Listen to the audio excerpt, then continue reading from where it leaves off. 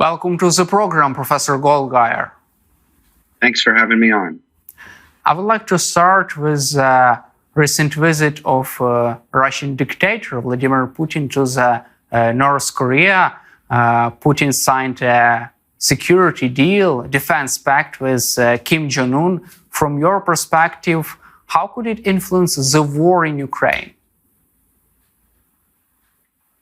Well, first of all, just rather bizarre, really, just to see this relationship between Russia and North Korea developing, to see Vladimir Putin going and paying a visit to North Korea. The last time he was there was 24 years ago when he stopped off on his way to a G8 meeting when Russia was still part of the Group of Eight.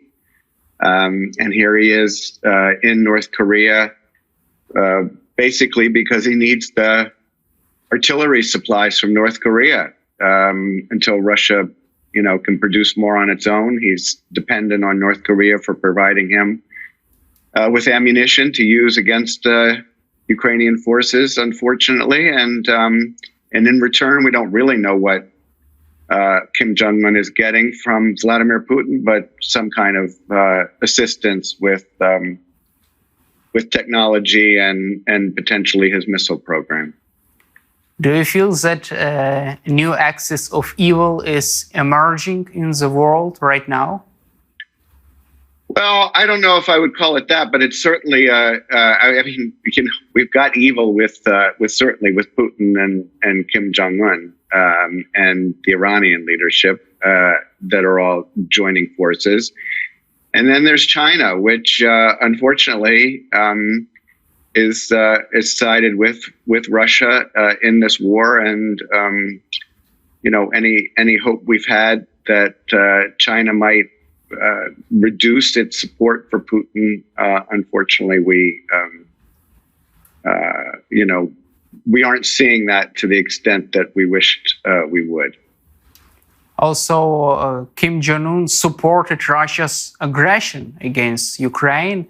Where could it go, this cooperation between Russia and North Korea? And can the United States do something to prevent the emerging axis of evil? Well, I don't think the United States can't do anything to prevent North Korea from continuing to provide Russia with ammunition. And I think, again, what we don't know is what Russia is providing for North Korea in return, which I think is making even the Chinese nervous about what the potential is there. And unfortunately, what you have is this group of countries, Russia, China, North Korea, Iran, authoritarian countries, dictatorships. They are all joining to try to undermine the democratic world. And they pose a major threat to democracy, to the rule of law, protection of human rights. It's truly a threat to what our democratic countries stand for. You mentioned about the position of China. From your perspective, can China deter or even prevent rising of such cooperation between Russia and North Korea? What does China think about this? Well, unfortunately, the Chinese are focused on their efforts to weaken the West. I mean, that's what they and Putin's Russia have in common, this common goal of trying to weaken the West. And they are the main enablers of Russia being able to prosecute this war. Russia being able to withstand the sanctions from the West, Russia being able to continue to have an economy that functions better than it would if the Chinese weren't supporting them. And so really, the Chinese are major enablers of Vladimir Putin in his prosecution of this war. Let's cover also the Global Peace Summit, which took place in Switzerland.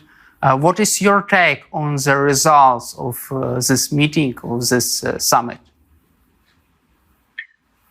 Well, unfortunately, we're still far away from any kind of reasonable and serious peace deal. And I think that, there are a lot of countries that are supportive of the idea of a peace deal. The question is, what does that deal look like?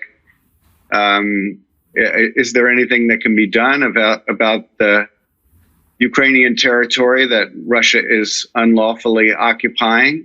And how would we get to a cessation of the fighting? So I think any efforts to create peace is welcome, but the real question is, what are the terms of such an agreement? And we're just so far away from that, unfortunately. President Zelensky said that the next peace summit could end probably the war in Ukraine. For example, if Russia is invited and if there is a deal to end this war, do you believe that this peace process can lead to any kind of peaceful solution in the long-term perspective?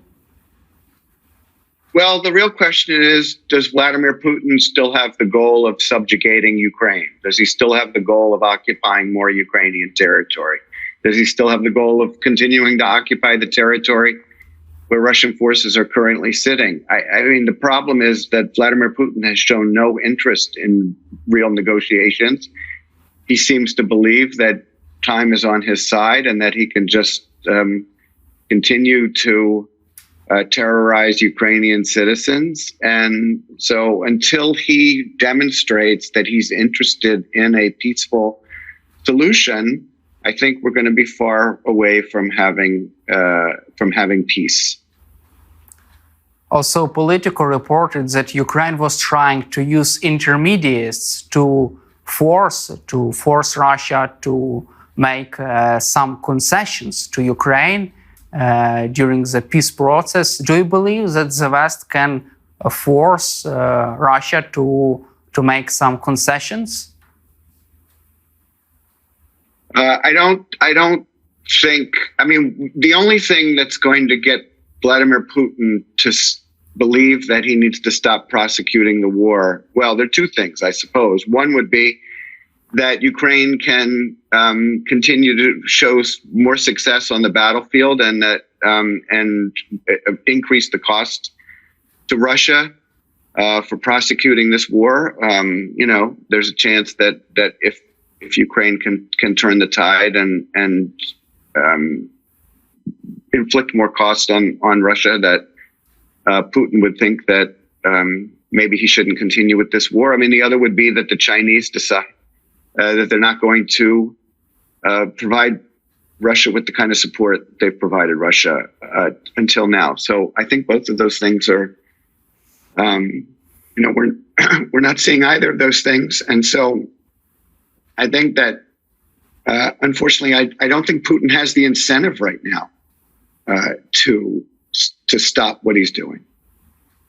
Also, Reuters reported that Donald Trump's advisors would propose to make a peace deal in Ukraine to force both Ukraine and Russia to negotiations by halting aid for Ukraine and by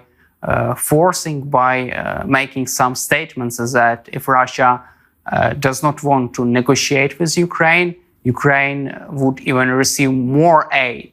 What is your take on such a peaceful idea, on such plan? Yeah. If it is possible to name it, to say that it's a plan? Who knows what's going on in his head, but certainly this idea has been floated that he would basically invite both presidents, President Zelensky and President Putin, to join him for an effort to negotiate. And what's being said is, as you pointed out, that the Trump message to President Zelensky would be that if you don't pursue this deal, then we won't provide more aid. And to Putin, if you don't pursue this deal, we're going to give Ukraine even more aid. But we still don't know what that deal would be and where that would leave Ukraine at the end of whatever this proposal is. Do you believe that this proposal could work? Well, we've seen Donald Trump in these situations before, and he has a very short attention span. We saw him with Kim Jong-un, talking about some beautiful deal, which never came to pass. So I don't think whatever Trump has in his head is going to work, mainly because he just doesn't have the discipline to stick with any particular plan and to really force something here. And I just don't see how he's going to, by himself, I don't see how he's going to bring this war to a conclusion. What do you think about possible Trump's presidency and its influence on the war in Ukraine? Do you expect any kind of dramatic policy change from the White House in such case? Well, I do think that there could be a potential dramatic change, yes. And the real question is, would he continue to support Ukraine? Would he continue to provide assistance for Ukraine and push the congressional Republicans to provide more assistance to Ukraine? Or would he simply walk away from what the West has been doing? We just don't know that.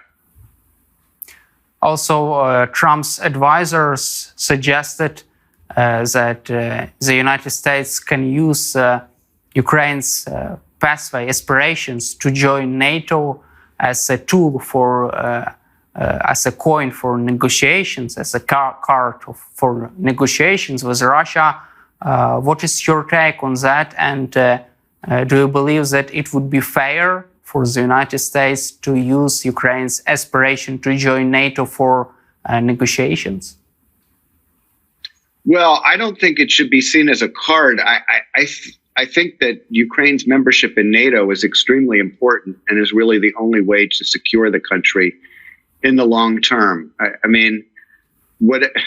If there is going to be a peace deal, and if Russia is going to continue to occupy unlawfully territory that belongs to Ukraine, there has to be some protection for the sovereign Ukraine that emerges from this war, because otherwise there can be a deal. Otherwise, Vladimir Putin can just start this war again whenever he wants. And so I think the only way to do that is for the West to bring Ukraine into NATO and the European Union, and as a way to deter future Russian attacks on Ukraine. So I don't view Ukrainian membership in NATO as a card for negotiations. I view this as essential for ensuring that Ukraine is protected from future Russian attacks if and when this war is over, and should there be some kind of peace deal. The sovereign Ukraine that will not recognize the territory that Russia occupies, and shouldn't recognize the territory that Russia occupies, and neither should we. But the fact remains, Russia may continue to occupy Ukrainian territory unlawfully. Sovereign Ukraine should be a member of NATO. From your perspective, why do Trump's team think that NATO membership could be used for negotiations? And do you know other people that think that NATO's membership can use as a slipping coin for negotiations?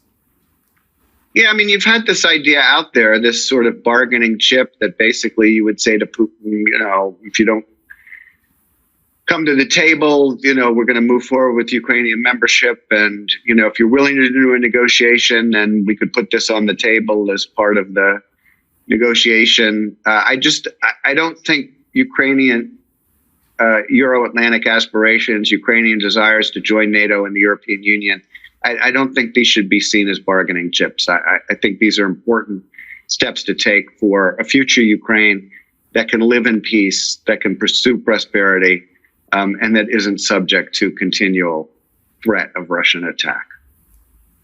Ukraine and the United States have signed a cooperation security deal. From your perspective, can this deal survive Donald Trump, for example? We don't know.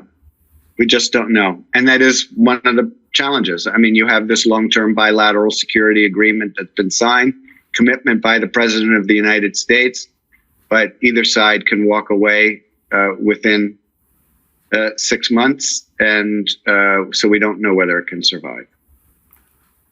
From your perspective, what does this deal mean for Ukraine in the future, in the long-term perspective? Does it mean actually anything for Ukraine if there is another president in the United States? Well, hopefully Joe Biden is going to win this election and can continue to support Ukraine and can continue, the United States can continue to abide by this agreement. And ideally, this agreement would serve as a bridge to future NATO membership for Ukraine. That is the way it's being presented, and that should be our hope, that's how this will play out. We don't know yet who's going to win the election. There seems to be an assumption that Donald Trump's going to win the election, and the election hasn't taken place yet. So, it's important to think about what would happen if he were to win, but he hasn't won yet. In your opinion, why doesn't the Biden administration try to move forward with such deal which could be ratified by Congress? I mean, bilateral defense pact with Ukraine. Why Biden administration doesn't move forward with a stronger deal? Yeah, well, I think the president wanted to pursue this and have this lined up for the NATO summit, so it could demonstrate the American support for Ukraine going into the upcoming summit in Washington. Anything with Congress right now is difficult to pursue. So, I think they wanted working with their G7 partners, I think they wanted to demonstrate that there is this strong support for Ukraine. Should Ukrainians expect any kind of breakthrough on the upcoming summit, NATO summit in Washington, and what can this summit really deliver for Ukraine? Yeah, well, I think I don't think Ukraine should expect a breakthrough of any kind. I mean, unfortunately, there's not going to be an invitation for Ukraine to join NATO at this time. But I think what the summit can do is just reaffirm the support of the alliance for Ukraine and for its sovereignty, for its protection, for its future within NATO, and it's a good opportunity for alliance heads of state and government to reaffirm their support for Ukraine. But I don't expect any kind of major news to take place during the summit. Also, G7 leaders have agreed to use Russia's frozen assets to aid Ukraine, to support our nation in the middle of the war. How significant is this decision for the outcome of the war? Well, I think it's a good first step. I mean, the decision made was to use the income, the profits from these frozen assets. They're still not touching the bulk of what's there. And, Russia shouldn't be able to have any access to these funds. These funds, given what Russia's done, these funds should be taken to be used for Ukraine. But it's a great first step, and it certainly enables Ukraine to have more resources at its disposal for the needs that it has. Also, my last question for you, what do you expect from the upcoming presidential election, and can you give us any kind of insight into current polls and chances for both candidates? Well, I mean, we just don't know. It's as close as it's ever been. It all comes down to, because of the U.S. system and this electoral college and the role of each individual state in the process. It comes down to these 6 states where, it could go either way. And I think we might have some better sense of how things are going after the debate on Thursday between these 2 individuals. On the other hand, not much has seemed to move the polls, so it may be we have the debate comes and goes, and it's still tied. So I mean, at this point, I think it's going to really depend on who can get their voters out to the polls in November, and it's still a long way off. Thank you, Professor Goldgeier, for your time and for your support for Ukraine. Glory to Ukraine. Yeah, Slava Ukraina. Героям слава. Have a great day.